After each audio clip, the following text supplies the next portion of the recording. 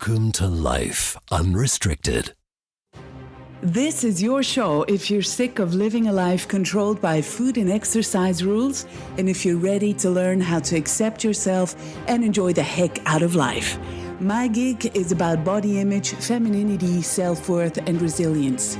Come on, let's walk side by side as we slowly step out of restriction misery and unlock our true selves.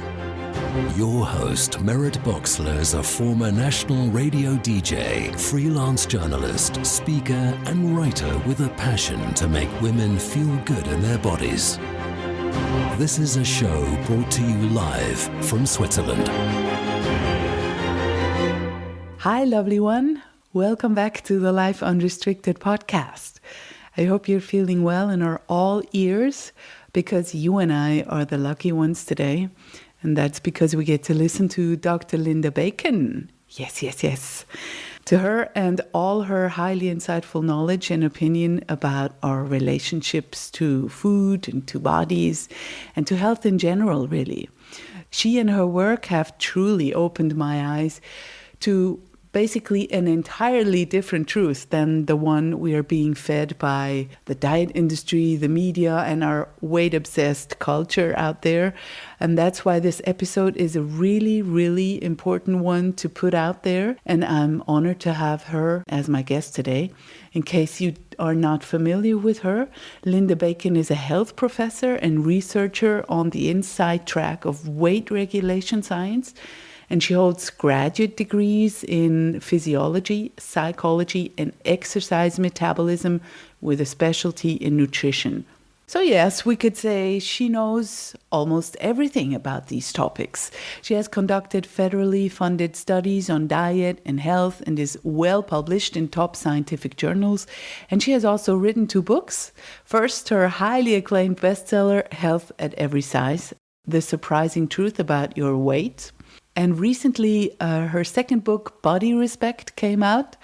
There, the subtitle is called What Conventional Health Books Get Wrong, Leave Out, or Just Fail to Understand About Weight. Highly interesting subtitle, isn't it? She's currently a health professor at City College of San Francisco and an associate nutritionist at the University of California, Davis. Dear Linda, I feel so happy, so honored, and so grateful that you're here with us today. Thank you for coming on the show. That's sweet, Merritt. Thank you. It's good to connect.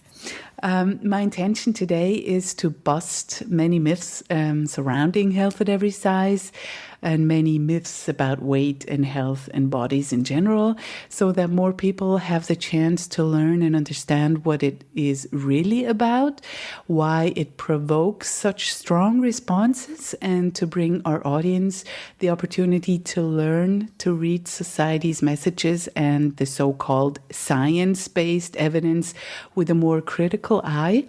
But first and foremost, dear Linda, we'd like to get to know you and why it is that you are doing what you're doing. So would you take us back down memory lane and share with us how your relationship to food and body was when you grew up? Sure, and I think that's a really important question because certainly all of my work today is grounded in my own personal experience. And I know how painful it is to hate your body and to look at it as the enemy and to feel like you have to control it. When I was younger, I had this idea that I was too fat, that there was something wrong with fat. And I had all of these ideas about what I could do to change that.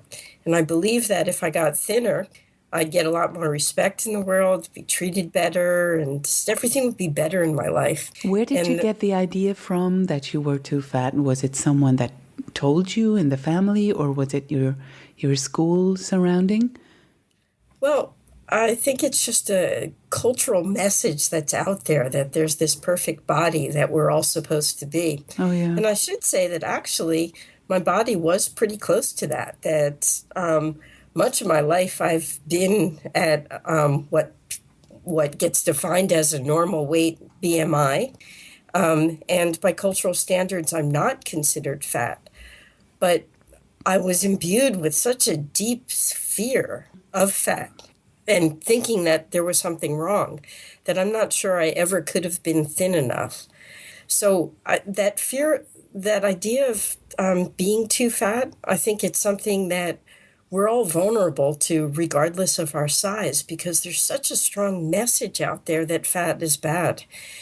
So I do think it's important that we just keep going back to the idea that it doesn't matter whether you're fat or thin. That idea is oppressive to everybody. It is. But of course, when you live in a fatter body, you deal with the ramifications to a much greater extent because you're constantly getting all of that cultural judgment. Totally. So I think the challenges are different, but the fear of fat is something that unfortunately is imbued in most people, particularly women. But anyway, regardless of what my body looked like to everybody else, there was this sense that there was something that was wrong with it, and this deep-seated belief in me that if only I could get thin enough, that everything would be different and I would, be happier in the world. And there were also ideas out there about what you were supposed to do. For example, there's that basic idea, well, you just have to put in less calories or exercise more and spend more calories, and that's how you lose weight and get that thin body. And so that started me then on a path of trying both. And I should say that I was actually very good at losing weight, that both dieting and exercise proved to be quite successful for me, both independently and together. But they never lasted for long. Generally, I could lose weight, and then I'd find myself just rebounding back to where I was. And actually, over time, I found that I was getting heavier and heavier.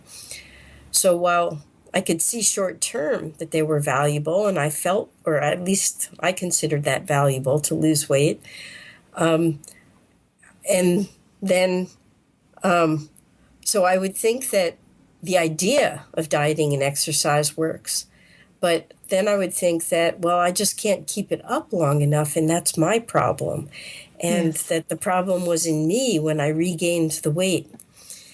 And boy, there's so many myths that are packed into that whole experience that I told you right now that I understand the science behind it, that I understand that pain that people are in around their weight and around their inability to control it and the self-blame and just how hard it is to exist in that space. And now that I have a better understanding of the biology behind it all and the psychology behind it all, it's just sad to me to see so many people stuck in that space when it's just so unnecessary. We do have a really firm understanding these days from the scientific world of why people weigh what they weigh, how best to comfortably achieve that body that you want. And that's my mission today, is to help people understand what the science really tells us so that they can come to a place where food's not the enemy anymore, but instead it's a source of nourishment and joy, where exercise is about being able to enjoy and appreciate your body as opposed to punishment for weighing too much. And, it's very exciting to know that science tells us we don't need to be in pain and we don't need to fight anymore, that it's once we give up the fight that everything becomes easy. So with all of these painful experiences around dieting and weight loss and trying to pursue that thin body, I decided that the only way that I really knew to figure out how to solve all these problems was to jump into academics. And so I decided to go to school and try to understand as much as I could about these issues. And I started this whole journey through just looking at all of the cultural problems that women were experiencing around this. And that was my undergraduate degree, was in cultural studies. And what I realized through all of that was this wasn't just my own problem, that this was just common to what it's like to live in a female body, where there are all these expectations of what you're supposed to be. And From there, it springboarded to trying to understand the psychology of all of this. And I went and I got a master's degree in psychology, understanding all of the issues that are underlie the drive for a perfect body, and also the issues around emotional eating. And while that answered a lot of questions I had, there was still a lot more trying to understand that whole calorie balance equation, because while I understood now a lot around dieting, I didn't really understand a whole lot about exercise and what role that plays in the whole picture. So I went back to school again and got another master's degree, this time in exercise science. And then after those degrees, I decided to try to figure out, well, how do we bring all of these together? And that's when I got my PhD. And this was in physiology. And physiology is just a general word for how the body functions. So it looks at all of those separate systems and tries to understand how they come together in your body. And through all of this, the big thing that I got was that much of what I'd been led to believe about weight and bodies just wasn't true. And that, in fact, science tells us a lot about how to achieve a healthy body weight, how to feel comfortable and confident in our body. And the next step was to try to figure out through research if everything that I had learned really was making sense. And as part of my PhD then, I decided to try to test all of these hypotheses that I'd gotten from the science. And so I did an intervention study where I had a whole bunch of women who had struggled with their weight. And in this program, we tried to apply all of the scientific principles that we learned. We basically just helped them to dump all those ideas about dieting, learn how to key into self-trust and self-love, and we watched to see what happened. And the results were absolutely phenomenal. Us in the control group was just people who got all the conventional messages to diet and to exercise. And so they were led through a standard program of diet and exercise. And what we saw was pretty amazing. You could probably predict what we saw in the control group. They did what you usually do on diet and exercise programs. In the beginning, everybody lost weight and was feeling great, and their health parameters were improving, and it was looking fantastic.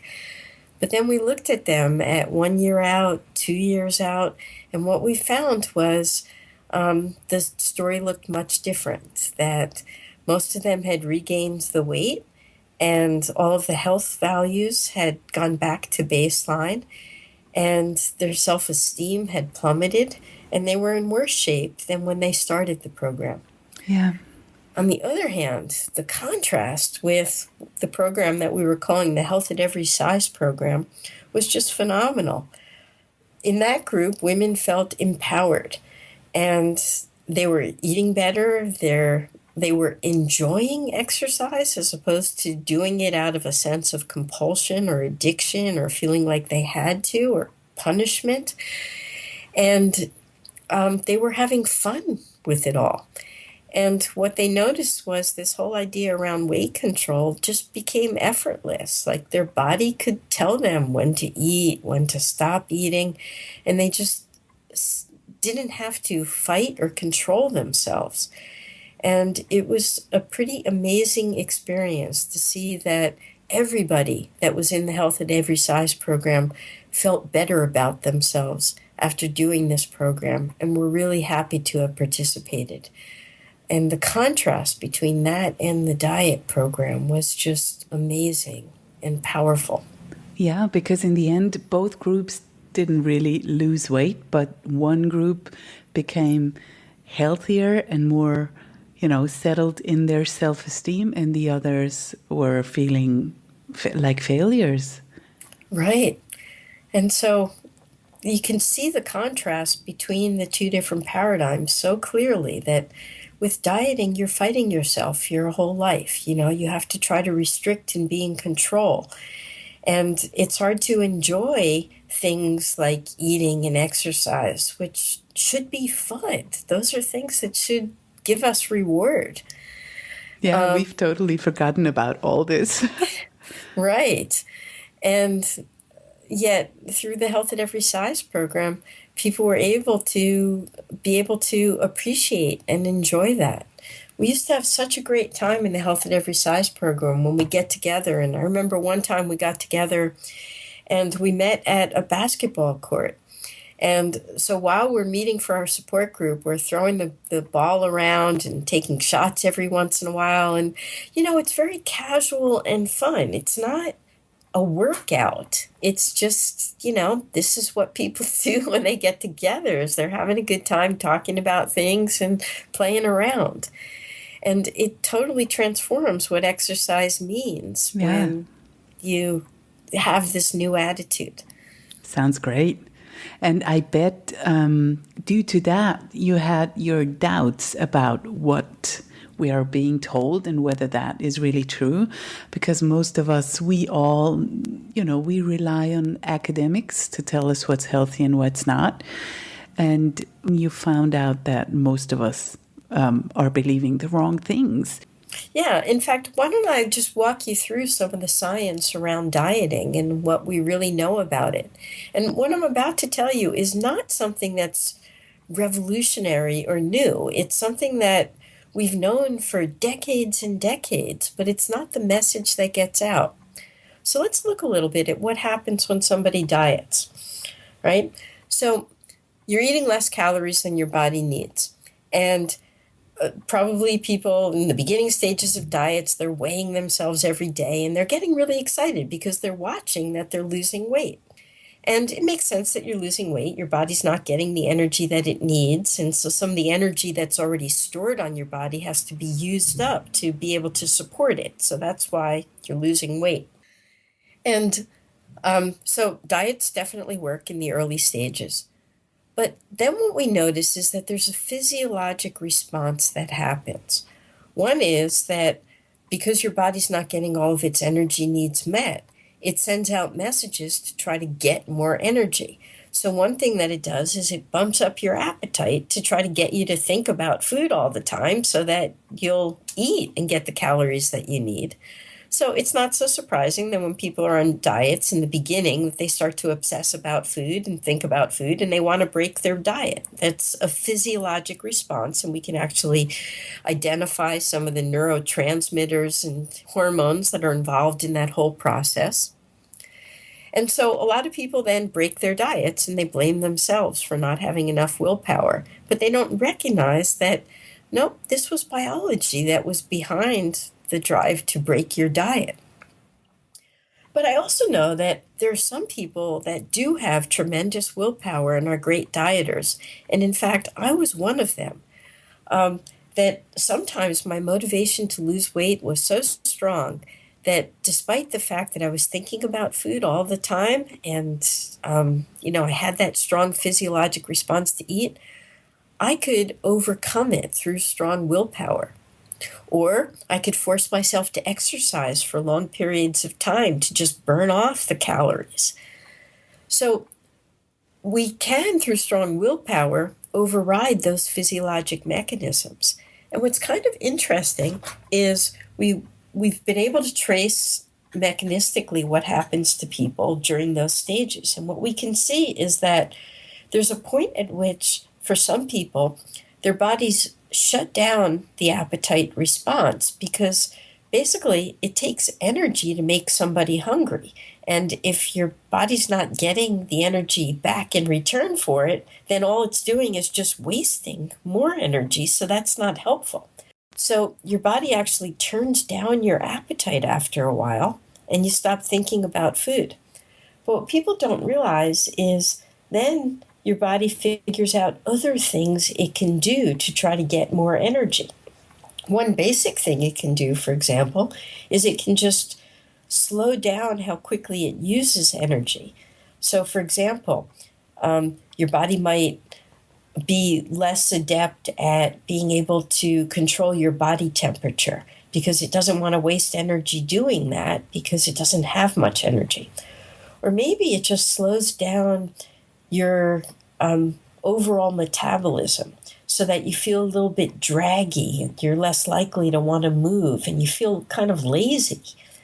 And all of that is your body basically just using less energy to make up for the fact that you're eating less.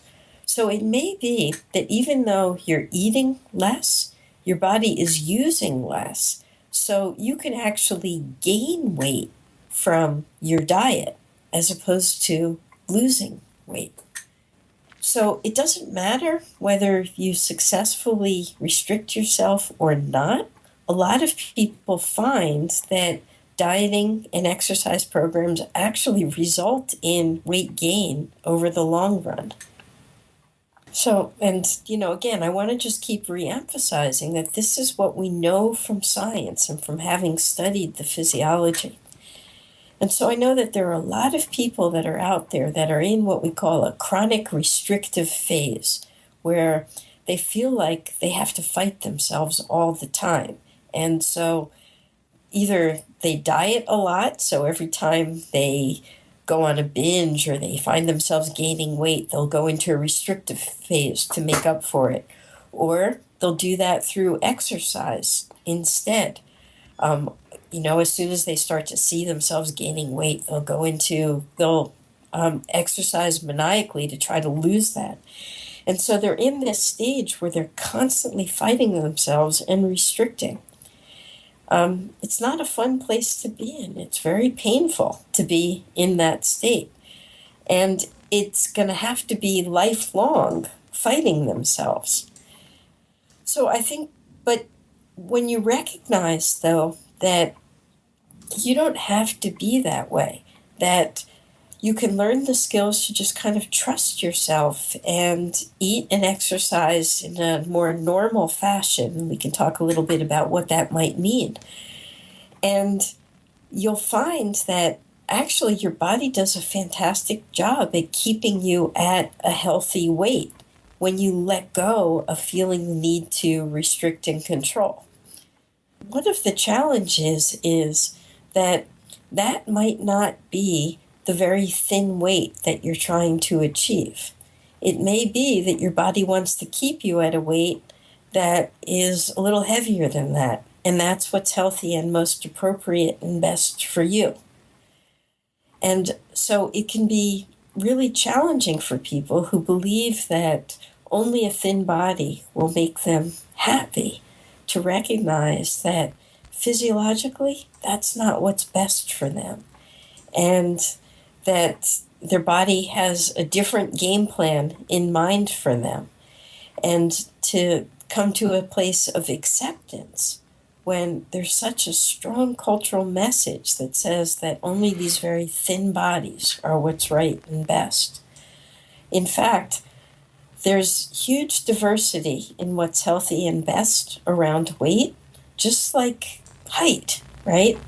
Some people are going to be 5 feet tall, and that's perfect and right for them, and other people are going to be 6 feet, and that's perfect and right for them. And there's this genetic game plan that we're set up for, with weight as well. So what I want to point out in all of what you say is that we do this because we all rely on what we hear. The diet culture tells us to try again and that we are at fault. And so we don't really ever see behind what's going on. And you had some findings that really were turning points for you, like the BMI, and when suddenly obesity became a problem, quote unquote. So would you let us in on what you found out there, why politics play into all of this? Yeah, that's a great question. And what you've done right now is you've just identified probably the biggest turning point in my career. So I want to bring you back a long time ago to 1998. And I was doing my PhD at the time, and I was deep in the heart of studying weight and health and working on my dissertation on these topics. And I read the newspaper in the morning one day, and it said, suddenly 29 million Americans are now overweight or obese. And they hadn't been overweight or obese the day before. What had happened was the US government changed our guidelines. We lowered our BMI standards. So suddenly a lot more people that weren't considered fat previously were. And I was shocked when I read the news about that, because everything that I was reading about weight and health said that, if anything, we should majorly raise the standards, not lower them. And I couldn't understand why this happened. So I looked to find out what organization in the United States was responsible for making this recommendation. And I found out that it was the very highly influenced by the National Institute of Health Obesity Task Force. And I thought about who it was that I knew on the task force, and I happened to know somebody well. And so I gave him a call and I asked her, I don't get it. Why did you do this? And she laughed at me and she said she was expecting the call.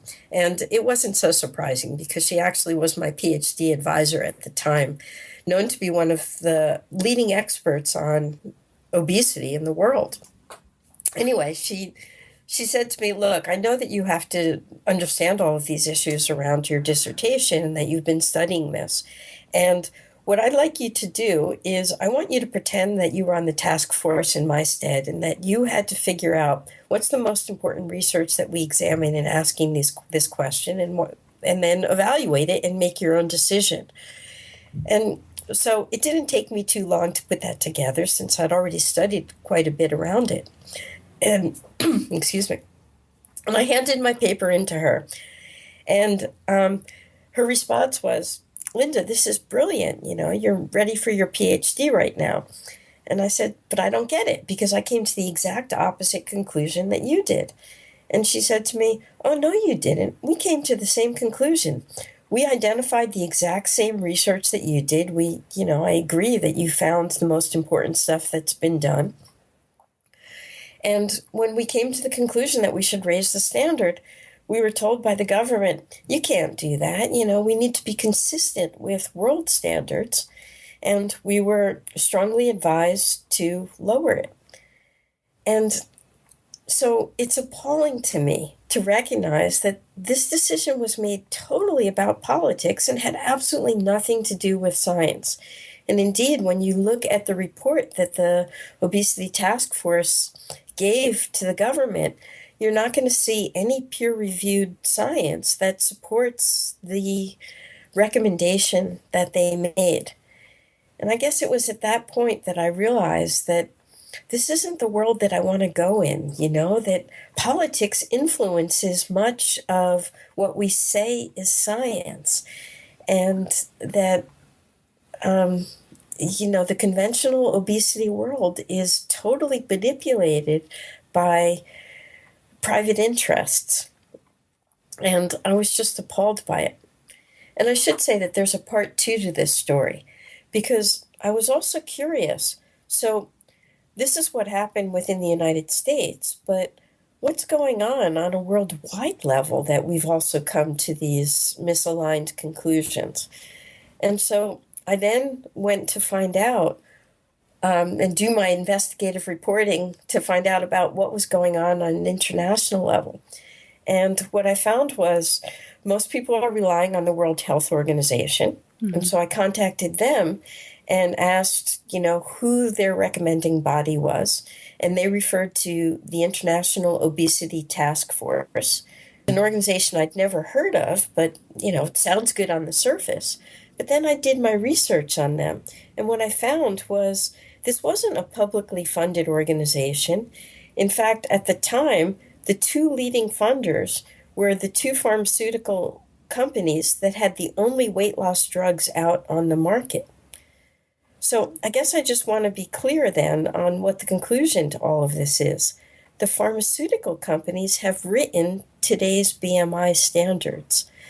And of course, they made a lot of money through doing it because, on that one fateful day, suddenly they got 29 million more people who were being recommended their pharmaceutical treatments. It's incredible. It's scandalous. And even the initial BMI was basically an arbitrary average finding? Well, it was based on insurance agency charts. It really didn't have a whole lot to do with health. And I also think that it's really quite interesting there are so many other ways that we can dissect this. So another thing that I did when I was trying to look at BMI and how we can help people to challenge it a little bit more is like, and this, I did this research basically because I was trying to help physicians to get away from the mindset that they need to measure BMI and then use that to be able to treat people. And I wanted to show them how it's just bad medicine. It would lead to misdiagnosis in most cases. And so I looked at the research and I found this one research study, which I think is considered to be the most powerful research that's been done to date. And it was published in the Journal of the American Medical Association. I'm sorry, the most powerful research that's published to date that looked at this whole issue of what is people's health at various BMIs. And so what they did was they identified all of these markers of cardiometabolic health. And they assigned people to categories about whether or not they were considered to be healthy from a cardiometabolic standpoint or not. And then they looked at what their BMI was. And what they found was that there were a lot of people that are in that normal BMI category that actually had the markers of cardiometabolic disease. So maybe they had diabetes, for example, or high blood pressure. And they also found that there were a lot of people that were in the overweight and obese categories that were perfectly healthy from the standpoint of cardiometabolic health. So what they recognized from this was that a lot of people are going to get misdiagnosed. You're going to miss the right diagnosis in thinner people because you're not going to suspect that they have diabetes or another problem that we tend to blame on weight. And you're not going to check for that. So by the time the diabetes gets caught in a thinner person, it's usually later in life when the disease is much more advanced.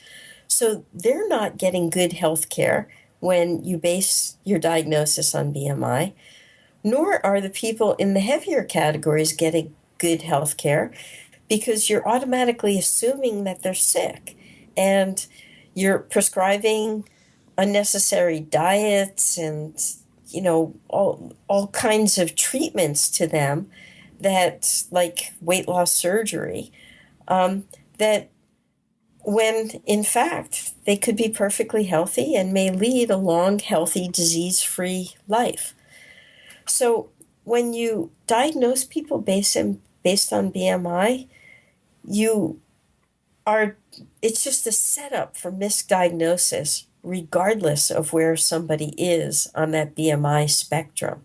You made a great example in the book, Body Respect, about like how absurd it would be if there were findings that bald men are more likely to have cardiovascular diseases. And then, what you found out about that, it was, maybe you want to go into that. Sure. The way you explained it was perfect. Sure. Yeah. There's a very common observation that has been seen in many research studies that bald men are much more likely to have cardiovascular disease than men with hair.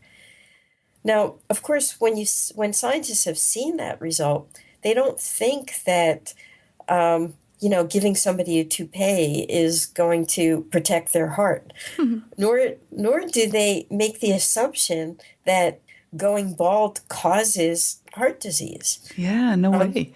Instead, they recognize that, this is a weird connection here, and we have to delve into it a little bit more to try to understand it. And when they've been able to delve into it more, they found an explanation. One thing they found is that when men have high testosterone levels, they've been able to see mechanisms where testosterone actually acts on hair follicles to cause hair loss. And they can also see ways in which high testosterone levels acts on the heart and does damage. So what they were able to recognize is that it's not the hair loss that's causing the problem, right? It's the Exactly. testosterone levels.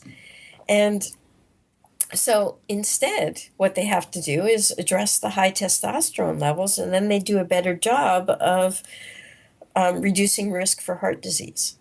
And you And tied this back beautifully to the weight idea, the wrong idea that we have to blame weight for everything. exactly. So when we see that heavier weight people are more likely to have certain diseases, what we need to do is ask more questions. What might cause that? And when we start to ask those questions, what we see is that weight plays remarkably little role in health. I'm not going to say it doesn't play any role at all, but what I am going to say is that it's highly exaggerated. And for some people, it doesn't play any role at all. And what we know is that addressing weight as the problem doesn't solve health problems. And on the other hand, we can identify a lot of other things that are contributors to disease. And we know that when we address those problems, that we can reduce disease. So it's very clear when you study the science that focusing on weight isn't going to solve the problems that we'd like. And if we really care about people's health, we need to address the real issues that are behind poor health and the things that we know actually can change health. Yet there is tremendous resistance to challenging the conventional dogma about weight. You get massive pushback from the medical community and also from individuals. Why do you think the very idea of size acceptance is such a threatening message? Yeah, I think that there's a complex mix here of how culture influences science and money and sexism all kind of come together to do some pretty strange things. And I'm not so sure that we can isolate any one of these. But I would say that money is probably one of the biggest drivers here, that nobody benefits from us thinking that we're good enough as we are.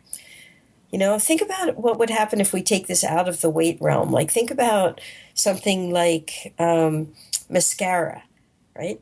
If women believe that their eyes are gorgeous just the way they are, they would never need to buy mascara. There's no reason for that to be in the marketplace. But on the other hand, if people that sell mascara can convince us that our eyes are ugly and that we're unattractive as we are, and that if only we buy their product, then we can be attractive, that then there's a market and they can make money. So first they have to convince us of our own inadequacy before they can sell us their product. And I think the same is true around weight, that the more people can convince us that there's something wrong with our bodies as they are, the more avenue they have to sell us a cure. Now, that said, I don't think that a lot of this is about conscious manipulation. I think that, that a lot of people have bought into these ideas around weight so strongly that they believe they're doing the good and right thing by telling us to grab onto their diet programs and to try to lose weight. I think that something has happened culturally where we believe so strongly in the myth of that perfect thin body that people have absorbed it and they don't recognize all of the damaging assumptions. So I don't think it's conscious that doctors feel like, oh, I'm just going to, try to make money off of them, and that's why I'm going to lie to them. Instead, I think that it's so built into their training programs at this point and their belief system that fat is bad, that most of the people that are promoting these damaging myths believe that what they're saying is the good and right thing to do. And that these assumptions about weight have just crept into our culture and our science, and they go unchallenged. And it's very hard to challenge orthodoxy.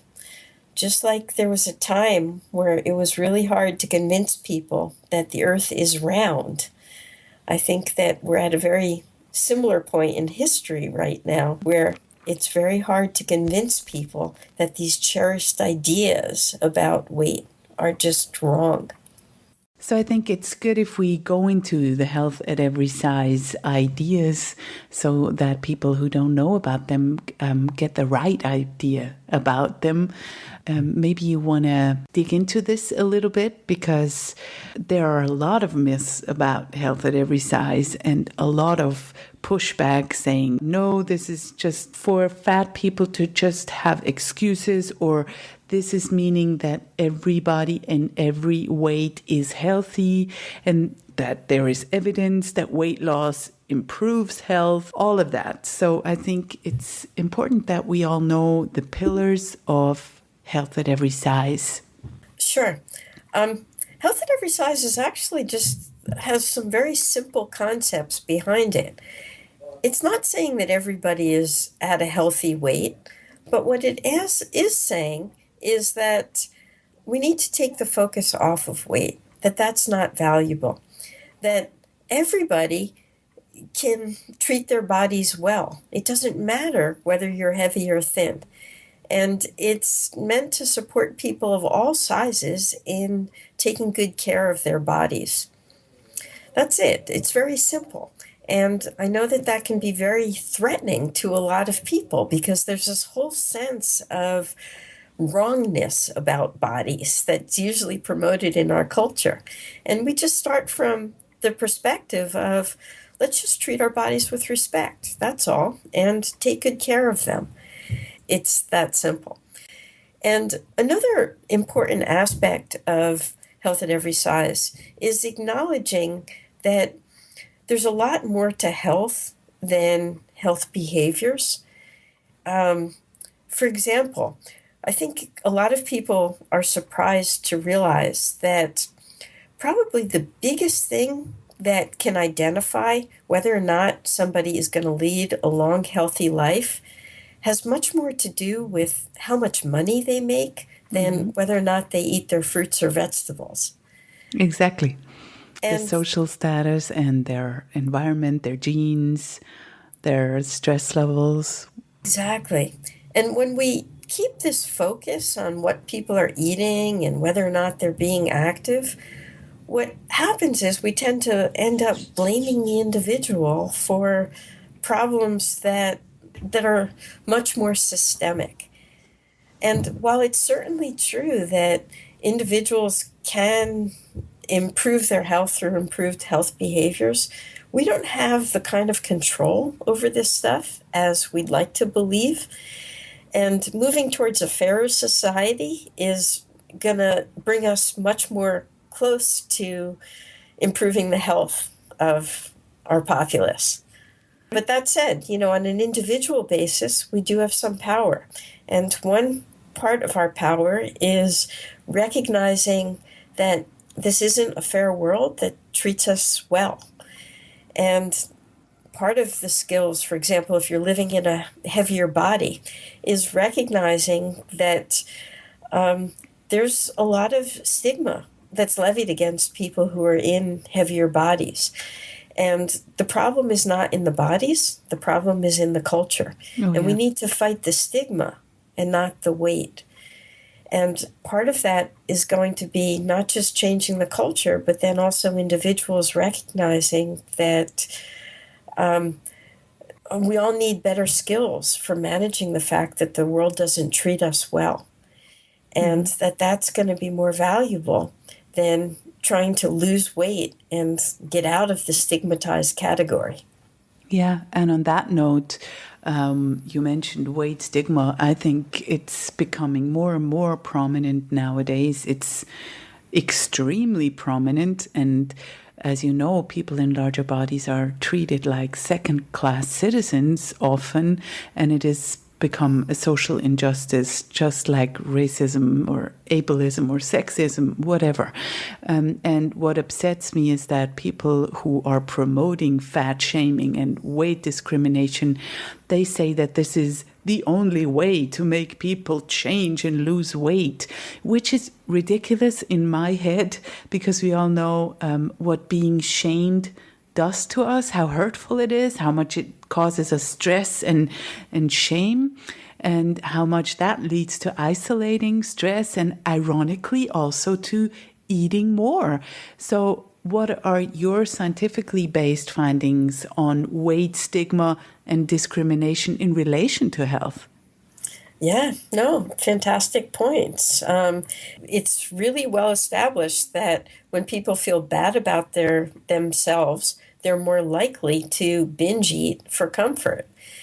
So it just makes sense that even if you're concerned about somebody's weight, making them feel bad about it isn't going to be a helpful strategy. On the other hand, what we find is that when people move towards more acceptance and appreciation for their bodies, they make better choices and take better care of them.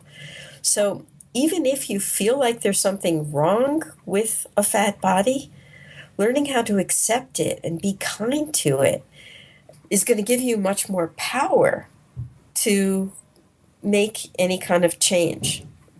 Mm-hmm. So, yeah, what we know is that it seems to me that much of the problems that we blame on fat, we should instead be blaming on fat stigma. You know, for example, the fact that certain diseases are more common among heavier people is more likely because they're treated so poorly in our society than it is because of the amount of actual fat tissue on their body having some kind of a physiologic effect. It's a terrible circumstance that people don't see that if we're going to talk about weight, then, you know, weight stigma has to be taken into consideration here. And that's why I think we all have this backwards. It's just not working. And then, you know, the diet industry yelling at us that they have evidence that weight loss is health improving. What do you tell them? Well, it's interesting that people always ask me to prove the evidence when, in fact, I want the diet industry to show us their evidence that what they have works and is true. It just doesn't exist. So it's hard to prove something that, let me just repeat that. It just doesn't exist. Let me give you an example. There was an article that was on the front page of our newspapers not too long ago that was just talking about this research study, which was a diet and exercise program for people that had diabetes. And the headline was, "Lose weight, lose your diabetes." And I looked at the research study, and it was fascinating because here's what happened. First off, it was a short-term study, right? And what they found was that on this short-term study, when people were eating differently and they were exercising more regularly, they both lost weight and some of the symptoms around diabetes, like the glucose tolerance, improved.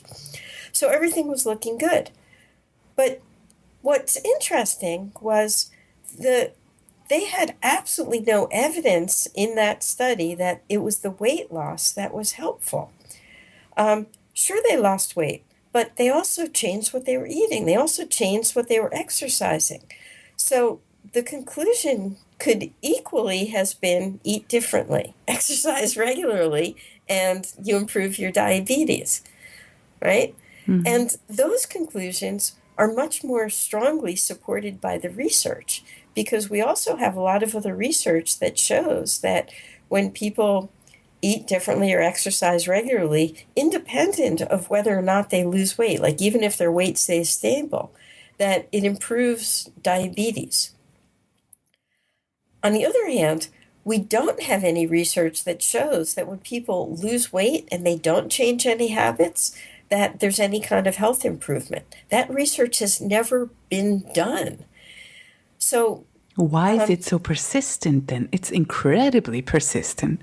Right. There's just this assumption that weight loss must be good And so that's how they translate the research. They interpret it.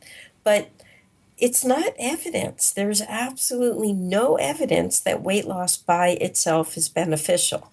It may be, but we don't have any proof that it is. We definitely have tons of evidence, however, that there's lots of ways in which behavior change does improve health. So given all of this, based on all that science, it seems really clear that we have a much stronger case in supporting people in behavior change and just being open-minded around weight. And again, we don't have any evidence that weight loss itself is beneficial, so there's no reason that we should be promoting it. Mm-hmm. That includes the myth that fatness leads to decreased longevity, which is a complete myth. Right. That was also pretty fascinating to me when I looked at the research, because we hear so much that fat kills that when I first started in this field, I believed that too. And then I went to the data to try to find evidence to support that. And I was shocked to see that the vast majority of research that's been done on this is actually showing that people that are in the overweight category are actually the people that live longest. And that people that are in the obese category, in general, live at least as long, if not longer, than people that are in that normal weight category. Yes. Now, that research doesn't necessarily mean that overweight is better. But what it does show very clearly is that overweight people are living longer, right? Mm-hmm. I think we have to do a lot more research to try to understand why that's the case. So again, I'm not suggesting that means that it's better to be in the overweight category, but clearly it's telling us that fat doesn't kill. And with all the evidence that you have, and now with the movement of health at every size gaining traction, do you see some of the circumstances shift in the medical profession? Definitely. It's very exciting for me when I go out on the road and speak about these issues, because what I'm finding is that doctors are feeling frustrated. They're tired of telling their patients to lose weight and then not seeing any changes happening, and to see their patients just stuck in these cycles. And I think the doctors are starting to feel rather desperate, that even though they still keep giving the message that weight loss is important, they're recognizing that they're not seeing results from it, but they don't know any differently. And so whenever they hear about other possibilities, it makes sense to them. It jives with their experience, and they're very excited to learn that there's other ways. And so it's been very exciting to me, because I just feel like all doctors need is just a little bit more exposure, that to recognize that there's critical thought that they can apply, that there's something that explains the experience that they see in their practices all the time, and they feel really gratified to hear about this other way that just makes a lot more sense. So I think that there's a lot of hope for change, that we're at a point right now where everybody's feeling quite frustrated and they just need greater exposure. But it struck me as quite disturbing when I heard that the United States have recently classified obesity as an official disease. It has been. And one of the things that's really fascinating about that is to recognize that this was done by the American Medical Association, and their governing board that did research about whether or not to classify obesity as a disease actually made a recommendation to the organization that they not classify it as a disease. And the AMA went against the advice of its own governing body to do so. So clearly something is very, very wrong. We're not paying attention to science anymore. Yeah, seems wiser. Thank you. When you see the development of the health at every size movement, what is it that makes you feel hopeful, and are there concerns? Well, I actually do feel very excited and hopeful. That when people hear health at every size, it just makes sense to them. It explains their experience and it fills in a huge void in people's lives. And it's very exciting to see the new hope that's happening as a result of this movement. And I'm really glad to know that it's touched you, Merritt, and that you're out there spreading the word. And this is how change happens, is we all just find our forums and our ways to speak our truths. And I think that it's happening right now. We're in the midst of the revolution, and there's a new body paradigm that's taking hold right now. And it's very exciting to be part of it. Thank you. Before I ask you my final question, I want to mention that you have a tremendous amount of resources on offer for free, and there is access to all of the things related to health at every size on your websites. So would you please share your contact details with us so that everyone who's interested can read into your material? Sure. It's not too hard to find my website if you remember my name, lindabacon.org. And on my website, you'll find, as you mentioned, plenty of free resources. You can go to the resources page and find hundreds of things that I've written. You'll also find links to the 2 books that I've written, Health at Every Size, and the more current book, Body Respect. And you'll also find links so that you can follow me on Facebook and Twitter. And on an almost daily basis, I send links on all kinds of things that are happening in our understanding around weight and health. I can only attest to the fact that there is plenty of research material, articles, as well as ways to connect to experts and practitioners who share the health at every size views and guidelines. There are also different regional communities and groups to which to connect. As always, it's about finding the right people and get mutual support. You will find all of those links in the show notes of this episode over at lifeunrestricted.org/LU009. lifeunrestricted.org/LU009. Or if you want to join my group, you can join it at lifeunrestricted.org/join. And now, Linda, my final question for you today. What would you like to be remembered for? Wow, that's quite a question there. And it's something I've actually been quite thoughtful about lately because I'm actually in the midst of changing the direction of my career. I've been in academia now for almost 2 decades. And I'm realizing that as important as this work has been, what's really important for me is all of those direct connections that I have with people. And that what galvanizes me most is just, connecting with people. And I'd like to most be remembered for the love and compassion that I brought into this world, as opposed to any of those academic things, and prioritizing relationships.